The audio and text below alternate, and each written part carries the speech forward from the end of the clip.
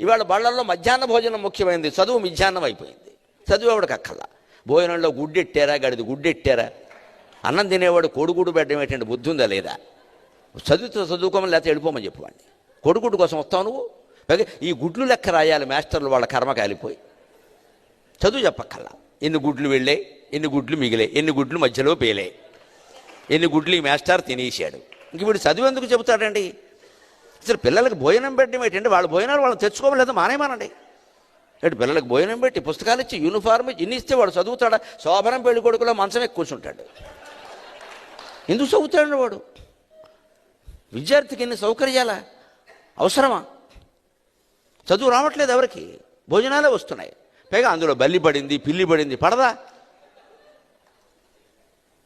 ఆ వండి పెట్టే వాళ్ళకి డబ్బులు ఉండవు. ఎక్కడి నుంచి ఇస్తారు? ఎంతమందికి ఇస్తారమ్మా? ధార పోస్తారు ప్రభుత్వం వాళ్ళు. ఎక్కడి నుంచి ఉన్నాయి డబ్బులు? ఇక్కడ నీ డబ్బులు పెట్టి నువ్వు చదువుకో, నీ అన్నం నువ్వు తిను, నీ బట్టలు నువ్వు కట్టుకో, నీకు ఇష్టమైతే చదువు. ప్రభుత్వం పని ఏమిటంటే, ఉభయ తెలుగు రాష్ట్రాల పెద్దలందరూ వింటారు నా కెమెరా ద్వారా కాబట్టి చెబుతున్నా, ప్రభుత్వం కర్తవ్యం బాగా చదువు చెప్పడం తప్ప పుస్తకాలు ఇవ్వడం, బట్టలు కుట్టించడం, అన్నం పెట్టడం కాదండి.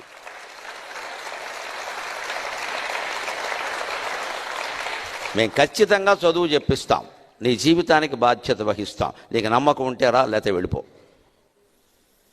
ఈ మాట అనే దమ్ము లేదు ఎవరికి. ఎందుకంటే అందరికీ మళ్ళీ ఎన్నికలు రావాలి, మళ్ళీ మనం రావాలి, మళ్ళీ మనం రావాలనే దరిద్రం వదిలిపోతే ఇవన్నీ ఉంటాయి.